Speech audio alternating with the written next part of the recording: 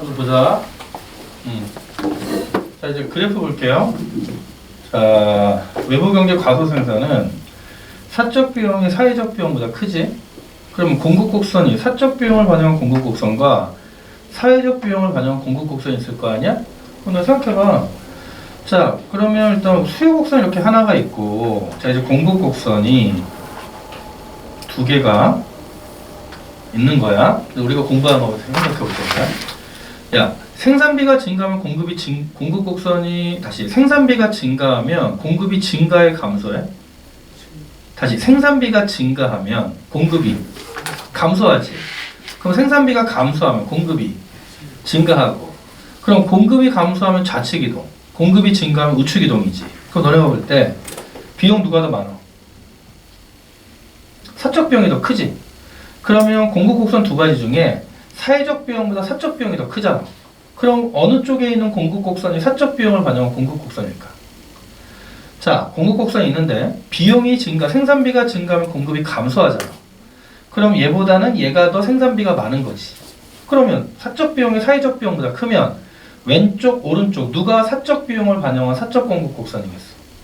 공급이 감소한 왼쪽이 사적 비용을 반영한 사적 공급 곡선이 되지. 이렇게 접근하는 거야. 그래서 이 왼쪽에 있는 공급 곡선이 사적 비용을 반영한 사적 공급 곡선, 실제 시장 공급 곡선이 되는 거고, 오른쪽에는 그냥 사회적 공급 곡선, 사회적 비용을 반영한 사회적 공급 곡선으로 사회적으로 바람직한 공급 곡선이야. 그러면 균형이 두 개가 나오는데, 자, 여기는 사적 공급과 수요가 만나는 실제 시장 균형점이 되는 거고, 우측은 사회적 공급 곡선과 실제 수요가 만나는 사회적으로 바람직한 최적 균형점이 되는 거지.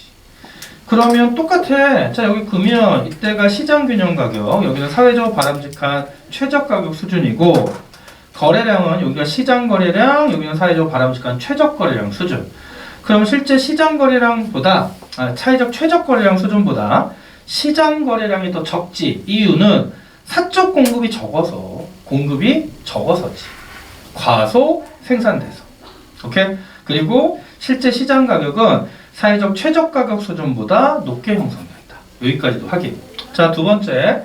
이번에는 외부 불경제 과다 생산의 그래프를 그릴 거야. 자, 똑같아.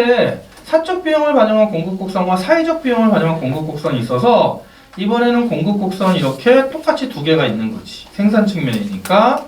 그러면 균형이 두 가지가 나오는데 이번에는 사회적 비용이 사적 비용보다 크잖아.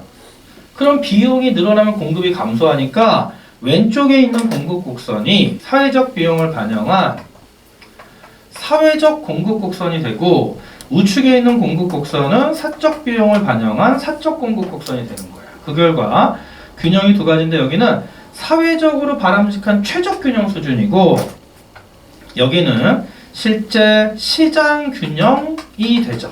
여기는 사회적으로 바람직한 최적. 그럼 사회적으로 바람직한 수준보다 실제 시장 거래량이 더 많지. 이유는 공급이 증가해서 과다 생산돼서 실제 시장 공급이 사회적 공급보다 많으니까. 그리고 가격은 사회적 최적 수준보다 낮게 형성된다. 자유자재로 그릴 수 있어야 돼요.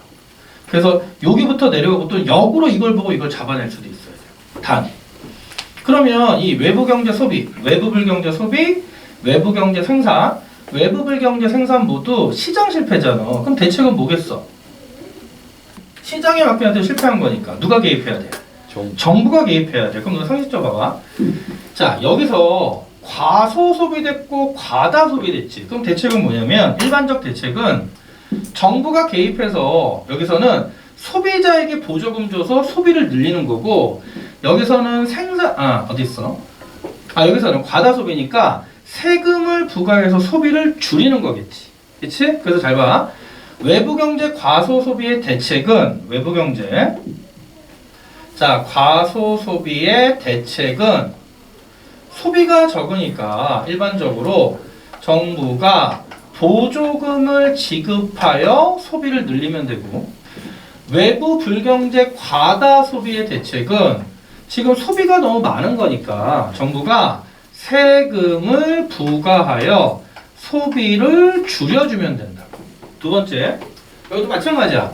외부 경제 과소 생산의 대책은 정부가 생산자가 지금 과소 생산하니까 정부가 생산자에게 보조금을 지급하여 생산 증대를 유도하면 되고, 자 여기서도 외부 불경제 과다 생산은 생산이 너무 많은 거니까 정부가 생산자에게 세금을 부과하여 생산을 줄여주면 되겠지. 그리고 대책. 근데 조금 더 디테일하게 시험에 여기까지 나온다. 이게 제일 어려워. 잘 봐. 집중. 자, 정부가 보조금을 주면 잘 봐. 얘들아. 지금 아래쪽에 있는 수요가 사적 수요고 위쪽에 있는 수요가 사회적 수요지. 그러면 최적 균형이라는 점은 자원의 효율적 배분이 이루어지는 거고, 지금 과소 소비되기 때문에 이 시장 균형에서는 자원의 비효율적 배분이야. 시장 실패니까. 그러면 자원의 효율적 배분, 즉 이 외부 효과, 즉 과소 소비 문제를 해결하려면 이 사적 수요가 뭐랑 일치하면 될까? 사회적 수요랑 일치하면 될 거 아니야. 그러면 현재 시장 거래량이, 시장에서의 소비량이 사회적 최적 수준의 소비량이 똑같아지겠지. 그럼 보조금을 줘서 이 시장 수요 곡선을, 사적 수요 곡선을 사회적 수요와 일치시켜주면 돼. 소비자에게 보조금을 줘서. 그럼 그때 보조금 X는. 자, 우리 배웠어. 소비자에게 보조금을 주면 수요 곡선이 보조금 X만큼 수직으로 상향 이동하잖아. 그러면 이 사적 수요 곡선을 사회적 수요와 일치시키려면 그때 보조금 X는 요 수직 차 이만큼 지불하면 되지. 그래서 만약에 여기가 만약에 P2, P1, P0면 P2, P0만큼 보조금을 주면 수요가 보조금 X만큼 수직으로 상승 이동해서 사적 수요와 사회적 수요가 일치하면서 외부 효과, 자원의 비효율성, 비효율적 배분, 시장 실패가 해결되는 거야. 그래서 이때 시장 실패를 해결하기 위한 보조금 X는 요만큼. 시장 실패를 해결하기 위한 보조금 X는 이만큼. 두 번째, 외부 불경제는 과다 소비이기 때문에 세금을 부과해서 소비를 줄여주는데, 그러면 자 현재 요 위에 있는 수요가 사적 수요고 요 아래에 있는 수요가 사회적 수요니까 외부 효과를 없애기 위해서 요 사적 수요가 사회적 수요와 일치하면 되겠지. 그럼 이때 세금 부과 X는 소비자에게 세금을 부과하면 수요 곡선이 세금 부과 X만큼 수직으로 하향 이동하잖아. 그러니까 이때는 요 갭, 요 차이, 요 수직적 차이 요만큼 세금을 부과하면 수요 곡선이 수직으로 하향 이동해서 사적 수요가 사회적 수요랑 일치한다. 여기까지. 자, 세 번째. 이번에는 생산자에게 보조금을 지급해서 과소 생산 문제를 해결하고 생산을 늘리는 거잖아. 그러면 이 경우 자, 왼쪽에 있는 공급이 사적 공급 곡선, 오른쪽에 있는 공급 곡선이 사회적 공급 곡선이죠. 그러면 보조금을 지급해서 이 사적 공급이 실제로 사회적 공급과 일치해지면 그러면 요 점에서 거래가 이루어지면서 과소 생산의 문제가 해결될 거 아니야. 그럼 그때 보조금 X는. 자, 생산자에게 보조금 지급하면 공급 곡선이 보조금 X만큼 수직으로 하향 이동하니까 자, 요 차이만큼 보조금을 지급하면 공급 곡선이 수직으로 하향 이동해서 사적 공급이 사회적 공급과 일치한다. 그래서 요때 보조금 지급 X. 외부 효과 해결. 자, 그 다음에 외부 불경제 과다 생산 문제를 해결하기 위해 세금 부과하면 사적 공급이 감소해서 사회적 공급 곡선과 일치하면서 최적 거래량 수준에서 생산이 이루어지겠지. 그럼 이때 보조금 X는 요 크기만큼 보조금을 지불하면 되겠지. 여기까지도 물어보는 거야. 그 다음에 하나만 더. 지금 평가원이 시험에 계속 내는 게 이 네 가지 모두 내지만 제일 많이 내는 건 뭐냐면 제일 많이 내는 거 요 외부 불경제예요. 외부 불경제. 자, 이 생산 측면을 제일 많이 내. 외부 불경제 생산 측면을 제일 많이 내서 너네가 하나 미리 암기해놔야 돼. 여기서 자, 뭐를 암기해야 되냐면 잘 봐. 외부 불경제 생산은 과다 생산은 사회적 비용이 사적 비용보다 크지. 그럼 이거 꼭 외워. 정말 중요합니다. 그럼 사회적 비용이 사적 비용보다 크면 사회적 비용은 뭐로 구성될까? 다시. 야, 공장에서 폐수를 방류하면 그 폐수를 방류한 기업은 정화를 안 하니까 기업의 생산비, 사적 비용은 줄어들지. 하지만 그로 인해서 강이 오염되면 환경이 오염되니까 그로 인해 의도하지 않았지만 제3자에게 엄청난 피해를 줬지. 그 피해가 외부 효과잖아. 그러면 사회적 비용은 모든 비용을 더한 거야. 사회. 그러면 실제 시장에서 생산자들의 사적 비용도 사회적 비용에 포함되지만 뭐까지 포함되냐면 시장에 끼친 의도하지 않은 피해의 크기까지, 환경오염. 그래서 우리가 그거를 외부 효과의 피해 크기라고 얘기해요. 그래서 이거 꼭 암기해. 사회적 비용은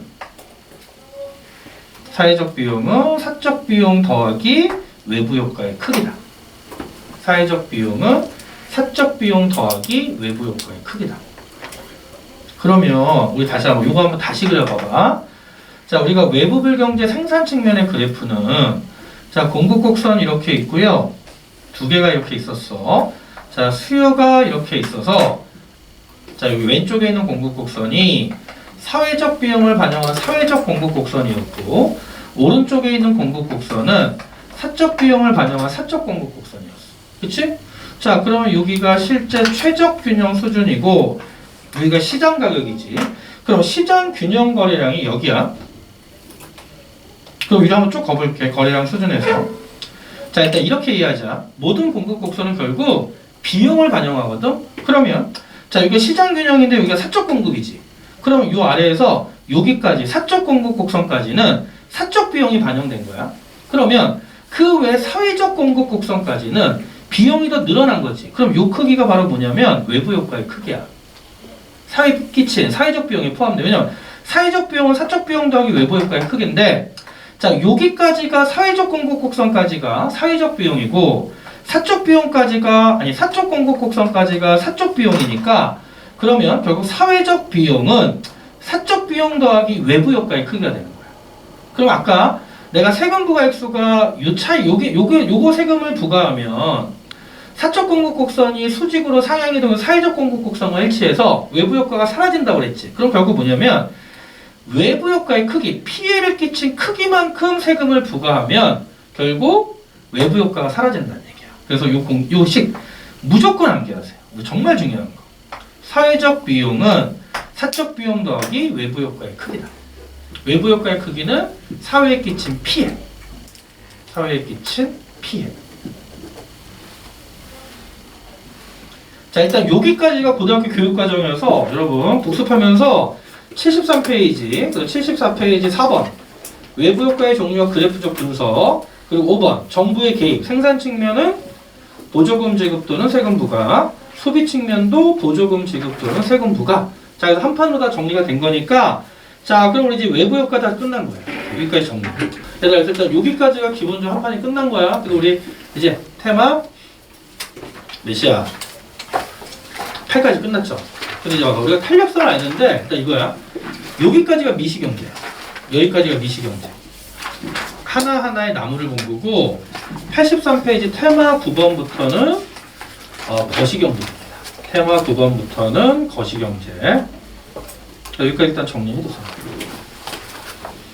그 탄력성은 내가 말했지만 이게 독립된 주제라 우리 마지막에 종강할 때 정리하고요. 이제 오늘부터는 거시경제 파트 갈게요. 지우고 천천히 합시다.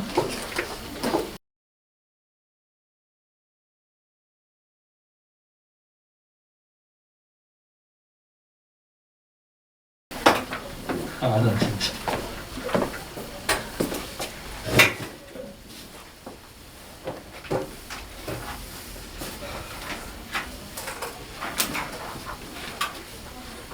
계속 가자. 자, 이제 83페이지 봐봐.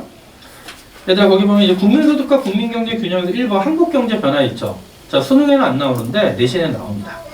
그래서 60년대 밑줄만 쭉쭉 치고 갈게요. 수출 주도형 밑줄, 노동집약적 경공업 성장 주도. 그래서 70년대 자본집약적 중화공업으로 산업구조 전환을 했다. 그리고 하지만 70년대 석유파동으로 경제적 타격. 이 정도 보고요. 자, 80년대 봐봐. 자, 별표 삼저호황. 그래서 삼저호황이 뭐야? 그 박스 안에 밑줄만 쳐놔. 저달러, 고육, 저유가, 저금리. 그래서 특히 거기 저달러에 좀 밑줄 별표 쳐놓고요. 이거 환율 파트 할 때 내가 따로 설명을 해줄 거야. 저달러 할 때. 90년 이후에 특히 IMF 외환위기 있었죠. 97년도 마이너스 성장률. 그 다음에 IMF 구제금융. 그리고 2007년, 2008년에 미국발 세계 금융위기. 이 정도만 확인. 근데 이거 다 한국사에서 배우는 거라 저것만 알면 돼. 다시 80년대 3저 호황만. 3저 호황은 환율 파트에서 나올 수 있어서 환율에 설명을 하고요. 자, 그러면 이제 우리 84페이지 갑시다. 84페이지. 자, 이제 뭐 볼 거냐면, 아까도 얘기했지만, 이제 우리가 배우는 건 거시경제야. 그럼 거시경제란 얘기는 이제 숲을 보는 거지. 숲을 보자. 숲을 보자. 자, 이제 그럼 뭘 볼 거냐면, 우리 미시에서는 가계를 봤잖아. 그럼 가계의 소득을 봤어. 근데 이제는 그게 아니라 그 나라 전체의 소득을 볼 거야. 그래서 그 나라의 전체 소득을 우리는 자, 국민소득이라고 해요. 자, 그런데 이 국민소득을 측정하는 지표가 정말 많어. 그런데 지금 전 세계는 다 하나로 통일이 돼 있거든. 기본적인 걸로. 너네가 좀 들어봤을지 모르겠는데 이 국민소득을 측정하는 대표적인 지표가 GDP죠. 그쵸? 자, 그러면 얘들아, GDP를 우리나라 말로 하면 뭐야? 국내 총생산이지. 그럼 뭐의 약자야? 다시. 그로스. 발음 진짜 구리다. domestic. 오케이. 야, 너 지금 웃는 게 깨달아서 웃는 거야? 아니면 나 비웃는 거야? 야, domestic이 뭐냐? domestic. 오케이. 자, 그래서 GDP는 그로스가 GROSS가 총합이 뭐뭐이다. 그래서 자, 꼭 외워. GDP는 이제 시험에 일반적으로 domestic이니까 국내. 그다음에 자, 총생산이라고 나올 거야. GDP는 국내 총생산. 자, 특히 너네 미지 파트는 그래프적 분석이 어려운데 지금부터는 개념 정확히 잡아놔야 돼. 개념. 그럼 우리 지금부터 GDP의 정의를 좀 외우셔야 돼요. 자, GDP의 정의는 보통 자, 일정 기간, 보통 1년 단위야. 일정 기간 한 나라 안에서. 그럼 얘들아, 한 나라 안에서란 얘기는 국적의 개념이니 국경의 개념이니? 국경의 개념이지. 그러면 우리나라 안에는 한국 국적을 가진 자국민도 있지만 외국인도 있잖아. 다 포함하는 거야. 한 나라 안에서 자, 새로이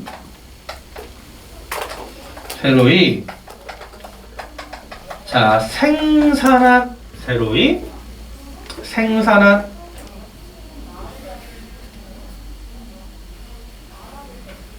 다시 생산하냐 판매하냐. 그래서 너네가 이제 개념이 중요한 이유가 나중에는 이 표현 하나하나가 문제 출제의 키워드가 되는 거야. 그래서 새로이 자, 생산한 그 다음에 최종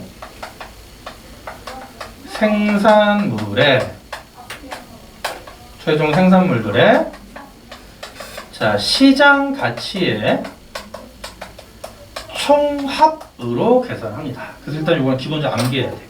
GDP의 정의는 한 나라의 국민소득을 나타내는 GDP의 정의는 일정 기간, 보통 1년 단위로 그 나라 안에서 국경의 개념, 새로이 생산한 그냥 생산물이 아니라 모든 생산물이 아니라 최종 생산물의 자, 그냥 가치가 아니라 시장 가치의 총합이에요. 그럼 결국 뭐냐면 GDP는 2022년도의 GDP는 2022년 우리나라 안에서 새롭게 생산된 최종 생산물 시장 가치.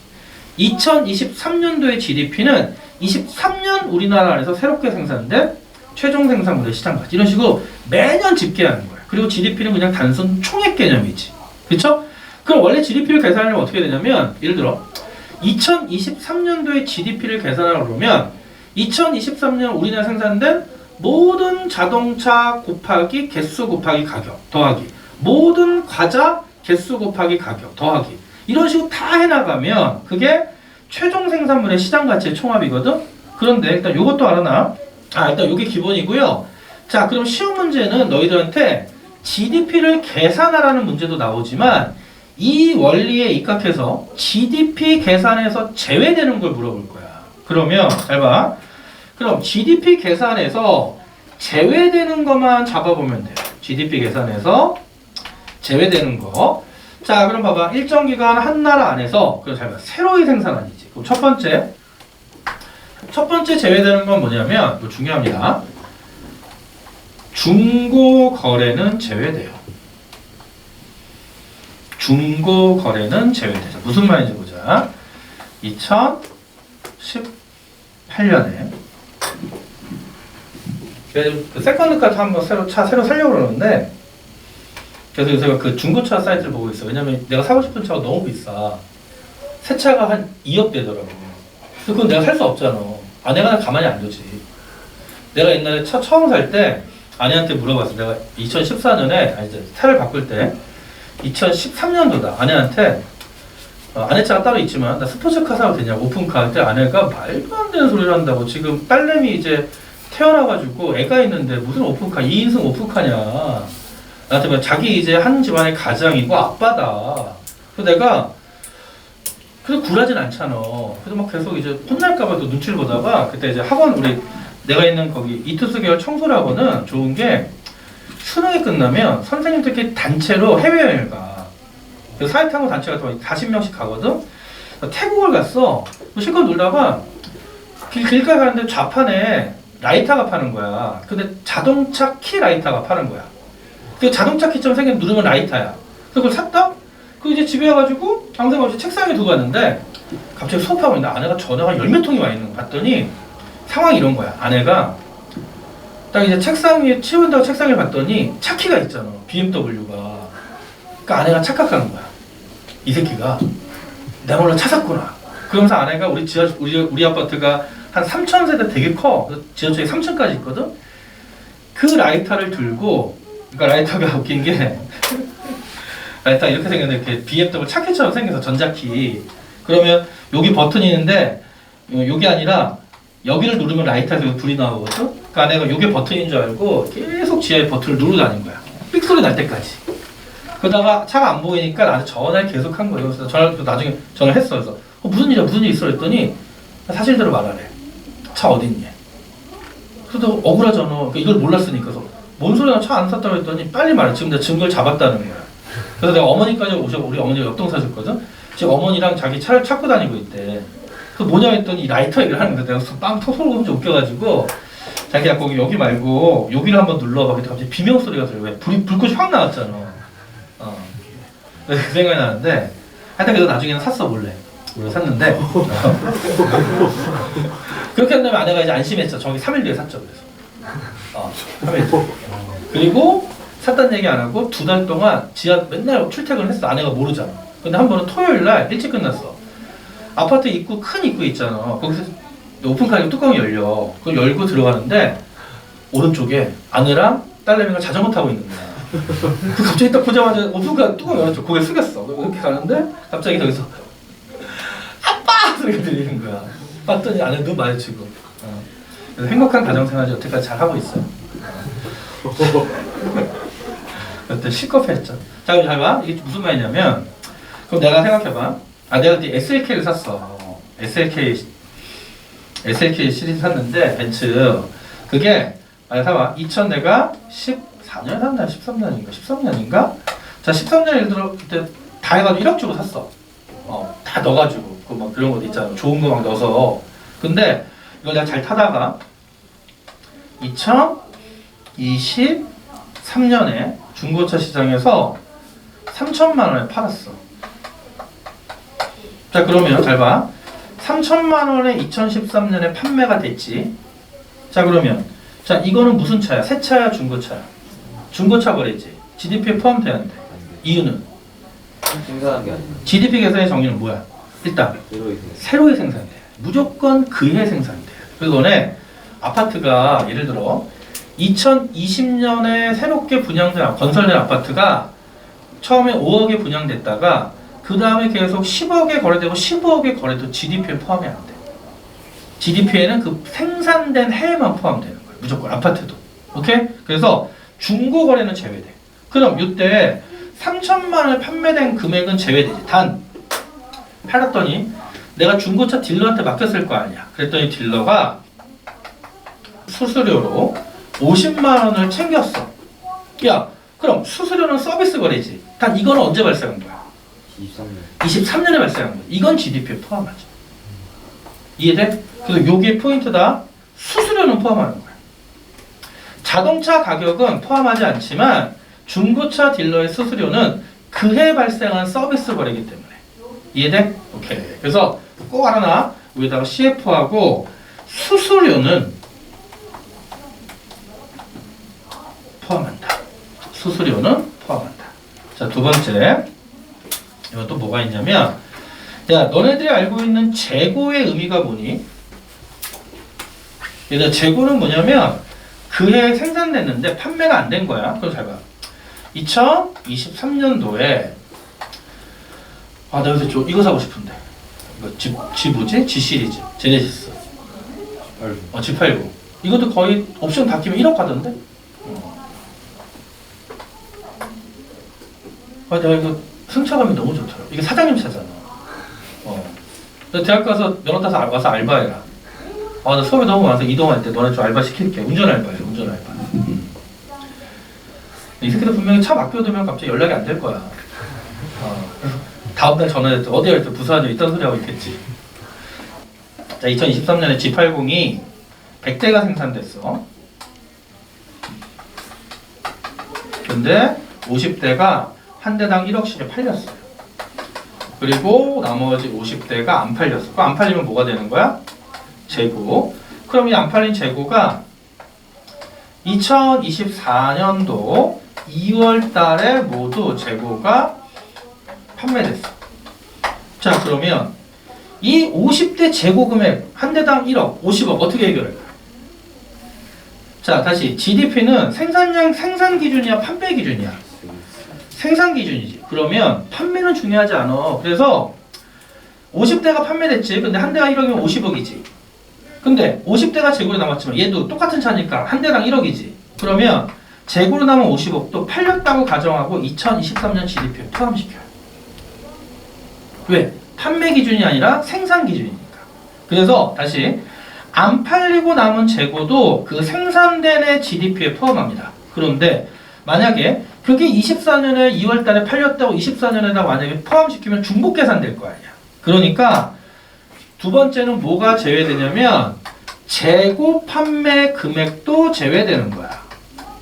재고 판매 금액. 24년에 재고로 팔렸지? GDP에 포함하지 않아요.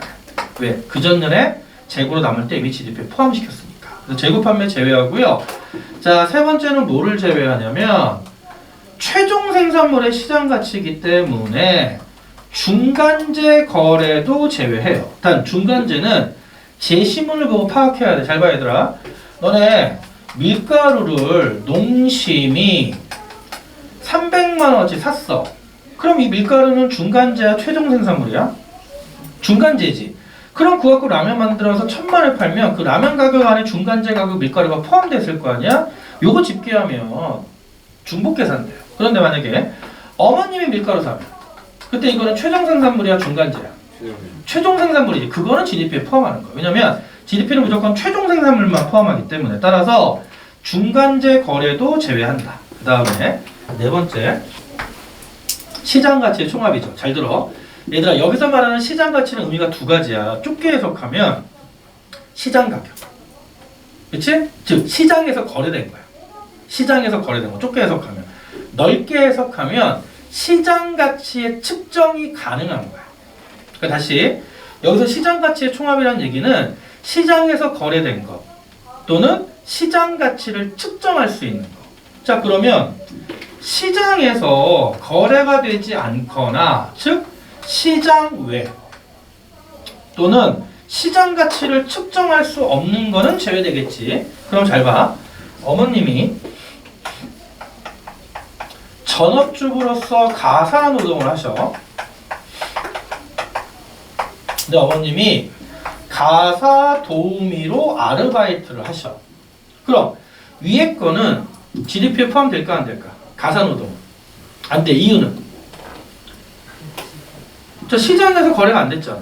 또 하나는 그런데 가사 도우미 활동을 하면 시장에서 가격이 매겨져서 뭐 시간당 뭐 2만 원 이렇게 매겨지겠지? 그 시장에서 거래가 이루어졌잖아. 그러니까 이거는 GDP에 포함이 되는 건 GDP에 포함이 안 되는데 이걸 좁게 해석하면 시장에서 거래가 안 됐지만 두 번째는 이거야. 넓게 해석하면 야 생각해봐. 어머님의 가사 노동을 급을 매겨볼까? 너네 보통 어머님이 가사 도우미 가면, 나도 예전에 아내가 직장 생활할 때 가사 도우미 일주일에 한 번 썼거든? 그러면 가사 도우미의 숙련도에 따라 임금이 달라.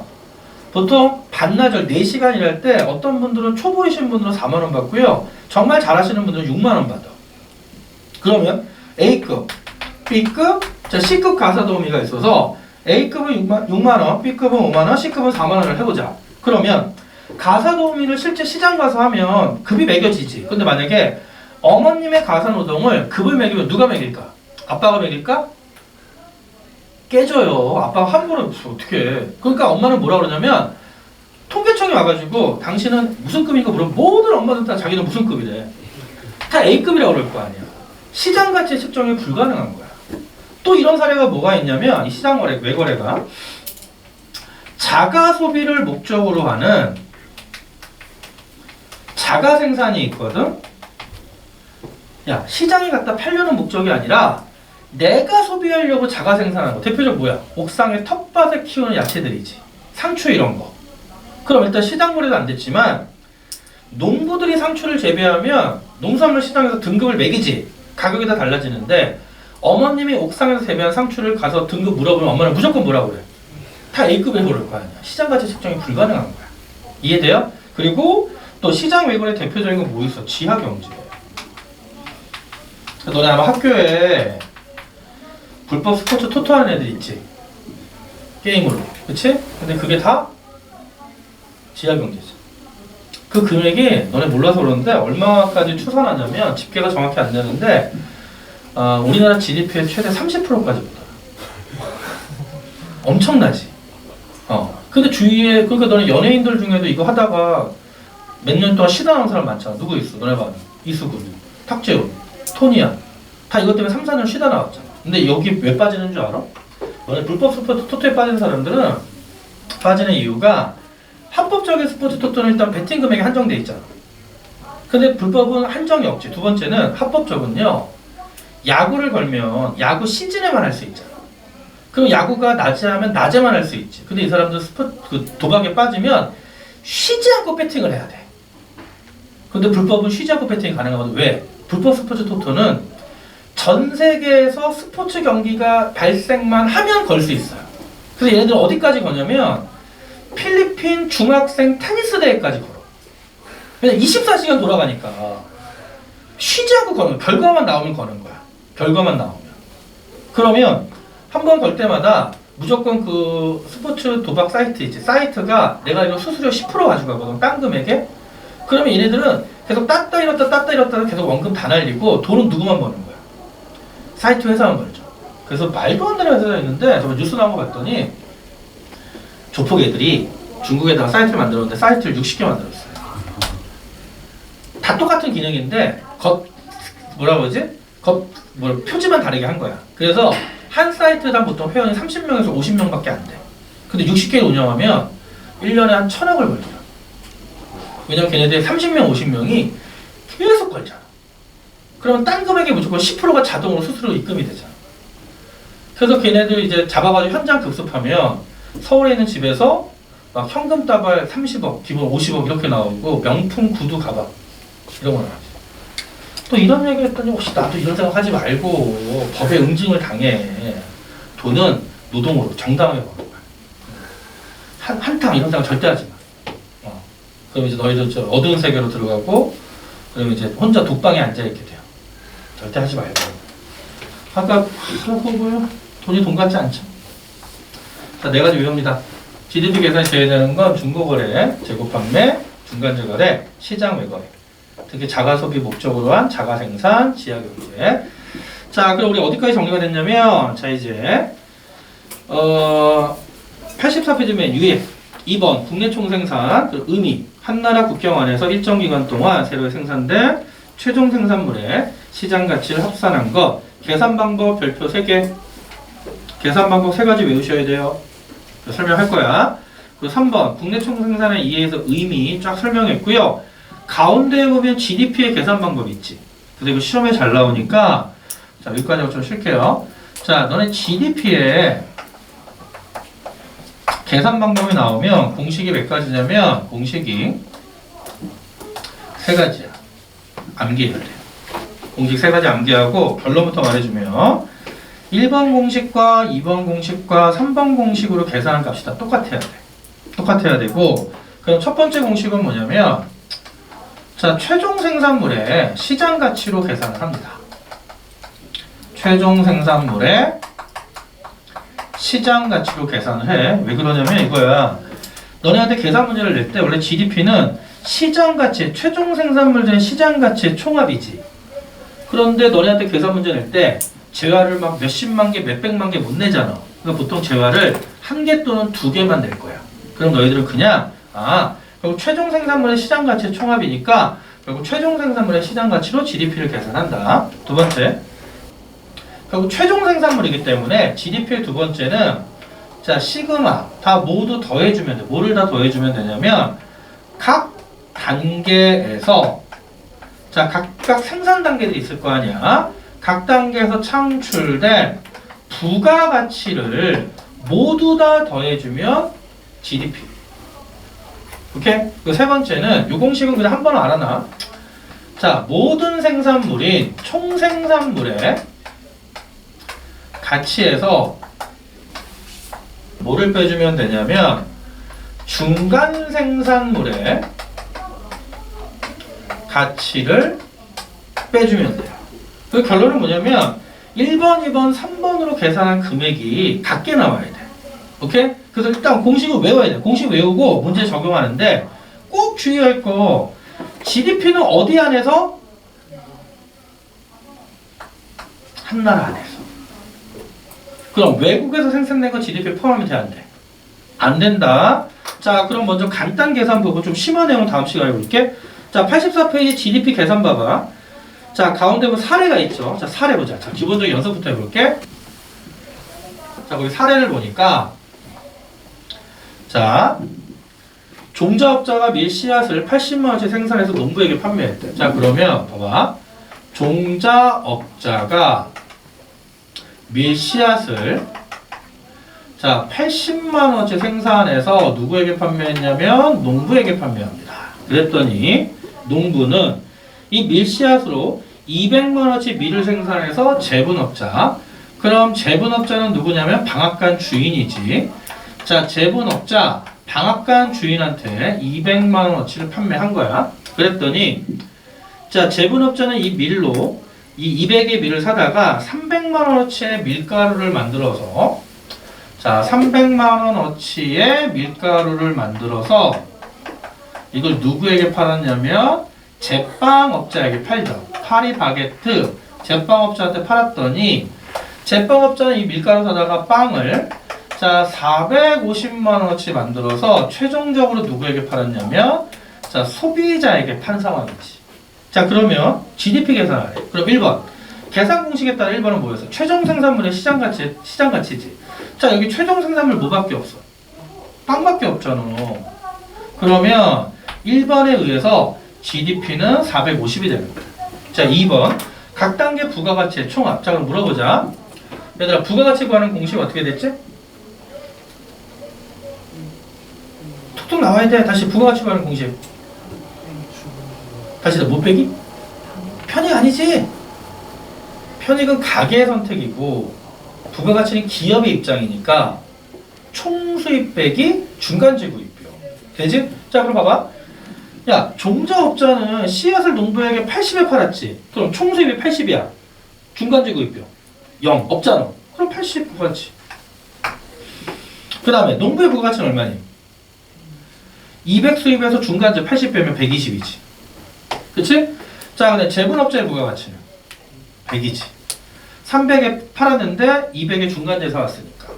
그럼 제빵업자의 부가가치는 150이잖아. 그럼 각 단계 부가가치를 다 시그마 더해주면 얼마 나와?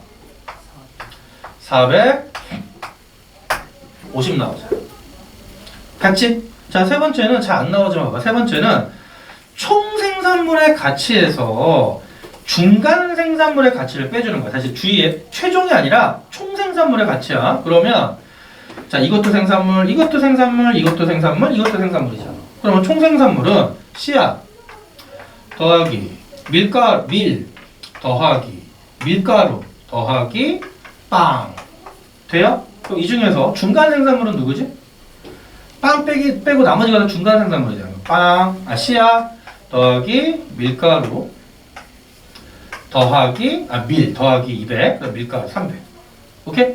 빵은 최종 생산물이니까 중간 생산물에 포함이 안 돼. 그러면 요거 나머지 몇만 남아? 450. 근데 요 공식은 그냥 요 계산 공식 1번, 2번, 3번을 적용하는 연습인데 이러면 쉬워 안 쉬워? 너무 쉽잖아. 그래서 문제는 어떻게 출제되냐면 85페이지 개념 플러스처럼 작년 6월에 출제됐네요. 이거 좀 이따가 한번 같이 풀어볼 거고요. 자, 그럼 84페이지 마지막 하나만 더 정리할게요. 자, 84페이지 봐봐. 자, 84페이지 맨 하단의 유용성만 체크하자. 자, 우리는 GDP를 통해서 밑줄 쫙 쳐. 경제 규모 밑줄, 경제 활동 수준 밑줄. 자, GDP는 단순한 총액이기 때문에 한 나라의 경제 규모와 경제 활동 수준을 알 수 있고, 자, 넘어가서 한계 보자. 자, 한계는 밑줄만 칠게 어려운 내용 아니니까 시장의 거래가 제외되고 복지 수준을 알 수 없고, 그 다음에 지하 경제가 반영되지 않고요. 소득 분배 상황도 파악이 안 되지. 자, 어려운 내용 아닌데 이 정도만 보고요. 그럼 이제 여기 마지막으로 이 정도까지 정리할게요. 달방으로. 자, 너네 중국의 GDP가 이렇게 있고, 자, 중국의 GDP가 있고요. 자, 한국의 GDP가 있어. 그럼 누가 더 크니? 중국이 압도적으로 크지. 그러면 경제 규모는 누가 더 큰 거야? 중국이. 경제활동 수준도 중국이 활발한 거야. 근데 생활 수준은 중국이 더 잘 살아? 아니라는 거야. 그러니까 우리는 경제 규모나 경제 활동 수준은 단순한 GDP액 총액으로 파악할 수 있지만 실제 사는 모습이 있지. 사는 모습은 GDP로 파악이 안 돼. 그래서 어떻게 해야 되냐면 GDP를 각각 그 나라 인구수로 나누어 주면 이걸 너네가 많이 들어보면 뭐가 돼? 이게 1인당 GDP가 되죠. 그래서 1인당 GDP를 계산했더니 중국은 이제 겨우 $10,000 넘었고 우리나라는 33,000달러 이 정도 되죠. 그럼 1인당 GDP는 우리나라가 훨씬 더 크지. 3배 넘잖아. 그럼 생활 수준은 누가 더 높은 거야? 우리나라가. 그래서 꼭 하나 1인당 GDP를 구하는 이유는 뭐를 파악하기 위해서 밑줄 쳐? 생활 수준 파악. 그럼 다시 경제 규모, 경제 활동 수준은 GDP로 파악하는데 생활 수준은 1인당 GDP로 파악하고요. 자, 문제 나오는 것만 알려줄게. 1인당 GDP가 따라서 잘 안 나와. 그럼 1인당 GDP는 어떻게 나오냐면 자, 1인당 GDP는 분모가 인구지. 자, 분자는 GDP야. 그러면 시험 문제는 전년 대비 올해 인구의 증가율과 GDP의 증가율 주면서 1인당 GDP가 증가했냐 감소했냐 그런 거야. 너네 만약에 자, 이렇게 보자. 2013년 대비 2014년에 2014년 대비 2015년에 2015년 대비 2016년에 자, 분자에 해당하는 GDP의 증가율이 있고요. 분모에 해당하는 인구의 증가율이 있어. 자, 그럼 13년도가 이렇게 있어서 13년도에 GDP와 인구가 있지. 근데 거기서 14년에는 GDP가 3% 증가했는데 인구는 2% 증가했대. 그럼 1인당 GDP 어떻게 되니? 야, 분자 증가율보다 분모 증가율이 크잖아. 그럼 이 값은 무조건 커지지. 그럼 1인당 GDP는 14년에 증가한 거지. 그럼 14년에 이 값이 있는데 15년에는 GDP 증가율이 2%고 인구 증가율이 2%야. 그러면 전년 대비 1인당 GDP는 변함이 없는 거지. 분자 증가율, 분모 증가율이 같으면 전년 대비 값의 변화가 없는 거지. 비율 값은. 그래서 15년은 전년 대비 GDP 증가율과 인구 증가율이 같으면 1인당 GDP의 변화가 없는 거야. 그런데 16년은 GDP 증가율 3%인데 인구 증가율이 5%야. 그럼 전년 대비 1인당 GDP는 어떻게 되는 거야? 하락하는 거지. 요거밖에 시험에 안 나와. 시험 나오고. 분모 분자 증가율 비교로 이 비율값 어떻게 커지냐, 작아지냐, 똑같냐 비교하는 거. 돼요? 오케이. 자, 그러면 이제 85페이지까지 1인당 GDP까지 정리가 됐고요. 개념 플러스 다음 시간에 정리합시다. 이거 좀 중요해서. 오케이, 좀 쉬었다 할게요.